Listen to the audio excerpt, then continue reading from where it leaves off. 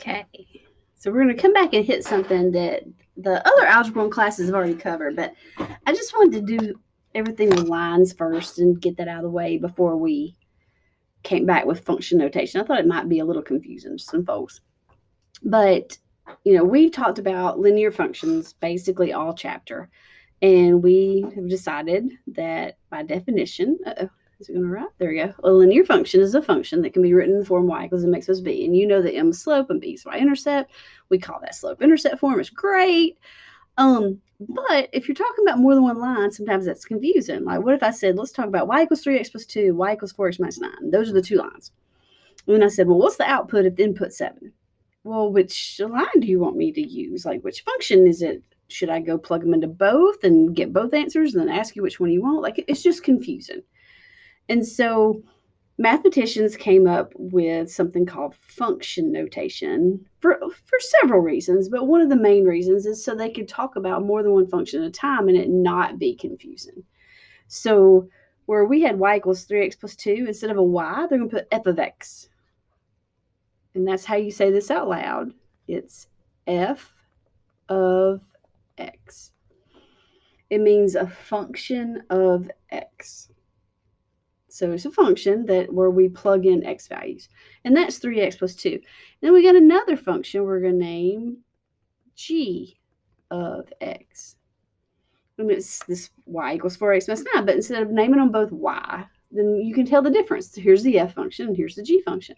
So when it says figure out what f of 7 is, and that's how you say this, f of 7, what that means is let 7 be the input value for function f. And if it wants g of negative 3, again, that's how we're going to say it, g of negative 3, that means go to the g function and plug in negative 3 is the input value. So we'll go back up here. So if you want f of 7, okay, now look at what f of x is. Again, f of x is 3 times whatever x is plus 2. So think of it this way. Think of it like a blank set of parentheses, because that's what it basically is. You just have to have something to fill in the x for. Like f of whatever is 3 times the whatever plus 2. So it is 3 times whatever plus 2. It's just we're going to put the 7 as our whatever. It's our input value. And you multiply first and then add, and we're going to get a 23 out. But when they said do g of negative 3, okay, well, g of x, again, if we look up there, is 4x minus 9.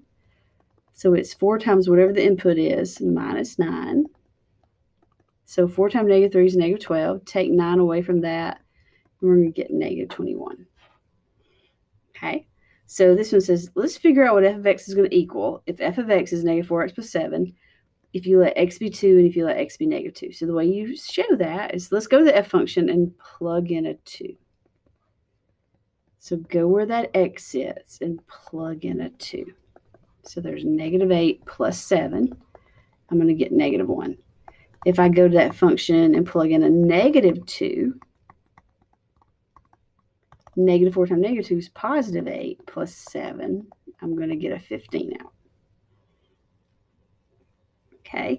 All right, so this one I got two different functions, g of x and h of x, and it's asking for 6 different things. So I'm just going to use all this white space over here. So if I do g of negative 4, then I'm going to go look at the g function. We'll go twice the x value and take 5 away. So it's negative 8 minus 5. I'm going to get negative 13 for that one. Now I'm just going to go ahead and do all the g's. Got this one. G of 0 then is twice the x value minus 5. I'm going to put a 0 in. 2 times 0 is 0 minus 5. I'm going to get negative 5 there. And then g of 3. 2 times 3 minus 5, because I'm just using this same function right here. I'm going to get a 1. Okay. Well, if I do h of all these, let me get it. I want to change colors. I'll make it a little thicker too. Okay. So if I want to know what h of negative 4 is, okay, so look at the h function. It's the opposite of our input minus 1. So if I do the opposite of negative 4, that's 4. Take 1 away, I'm going to end up with a 3. If I do h of 0, the opposite of our input, minus 1. Well, the opposite of 0 is still 0. Minus 1 is negative 1. And then h of 3, what's the opposite of our input, minus 1? Well, that's negative 3 minus 1. And that gets me negative 4. So it's just a lot of practice. Like, here's a function, plug in this value. Here's a function, plug in this value. Now, sometimes it's a little different. If h of x is 2/3 x minus 5, you want to figure out what x is if h of x is negative 7. So if we put a negative 7 where h of x goes, I lost my x. That doesn't make any sense. So I'm going to add 5 to both sides. Get to here. Okay, I'm going to multiply both sides by 3 because then I can get rid of that fraction. And then we'll come up here. If x is getting multiplied by 2, to get rid of multiplying by 2, I'm going to divide by 2. So the x value's got to be negative 3. Okay. All right, this one, it's more, it says f of t. So I don't want you to think everything has to be an x. It's just our most common variable. But f of t is the outside temperature. So whatever f is, it's the outside temperature in degrees Fahrenheit. So that's what f is. T is the hours after 6 a.m. So it says, explain what the following means. So f of 0, which means 0 hours after 6 a.m. So f is the temperature outside.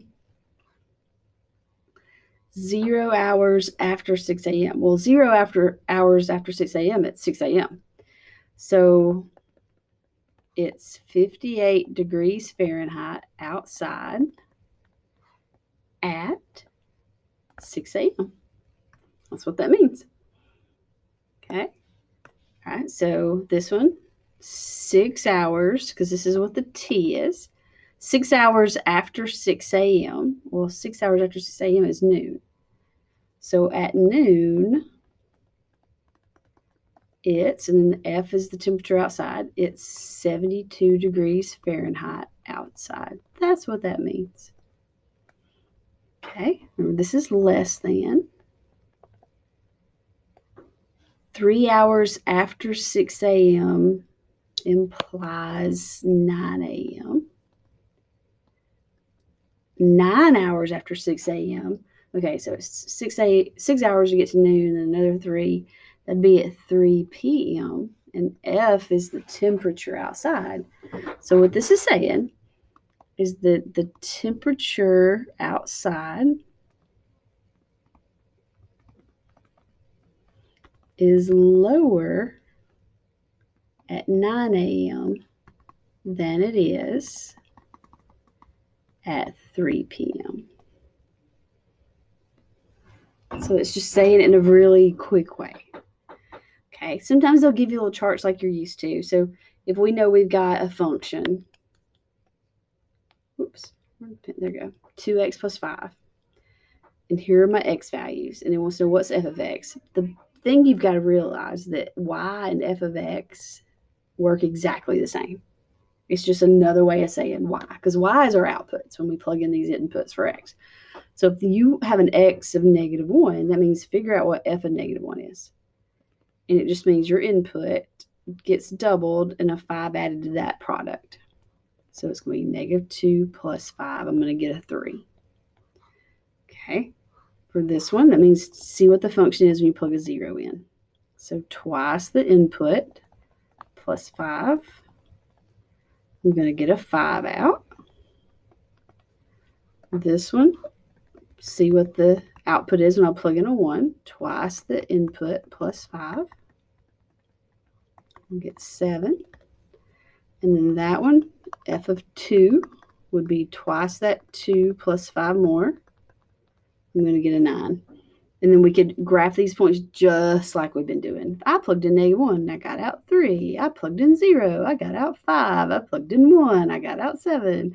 I plugged in 2, I got out 9. And there's that linear function, which we knew it was going to be. That's y equals mx plus b. There's a constant rate of change. For every 1, the x's go up, the y's go up by 2. which gives us a slope of 2 over 1. Because all coming together. And then sometimes standardized tests love these questions. And I just think it's crazy not to really ask you something about them because it's so easy, but it's a concept that a lot of people ignore. And then it gets to a standardized test and they miss it when really this is basically the easiest question I could have asked. Here's a graph. Remember, X's are inputs, Y's are outputs. I think that will box. You can't see the box. It says, we video is sharing a video or sharing a window. Stop sharing. And I don't want to stop sharing, but if I get too close to it, I can't write on it. So we got inputs, outputs. This means go to this function. This is given as, oh, that's what say is the graph of f of x. I'll have to make some adjustments here in a minute. So go to this function. So this is f of x. I guess probably a lot of times you'll just see people call it f. This is the f function. If I plug in a -6, input of -6, output of 1, what do I get out? A 1. If I plug in a -2, what do I get out? A 3. If I plug in a 1, how high am I? 0. Y's are the outputs. The answers to a function are the outputs. F is a function. F of 7, here's 7. Plug it in. We're right here. Plugged in a 7. I got out a -6. And then look at the pattern. You're going down 1 over 1, down 1 over 1. So if you plug in an 8, instead of being down 6, you're going to be down 7. And then sometimes it'll ask it the other way. Let me change colors, if it will. There we go. So we're saying for what x value or values does f of x equal 4? So that means the output or the y is 4. So if the y is 4, when does that happen? Oh, it came from an x of -3. But look on the next one. Here, I'm going to erase all this stuff I've been doing. There's got a lot going on in there. For what x value or values does f of x equal 0? Well, if f of x is 0, that's a y value of 0. When does that happen? When's that y value 0? Right there and right there. It happens at x being 1 and x being -7. Okay? So same thing, domains and ranges, inputs, outputs.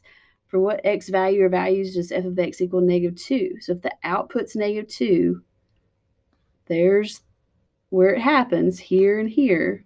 What x values did they come from? What was the domain that made that happen? And that would be at a -9 and a +3. Okay? All right, and your homework, Delta Math.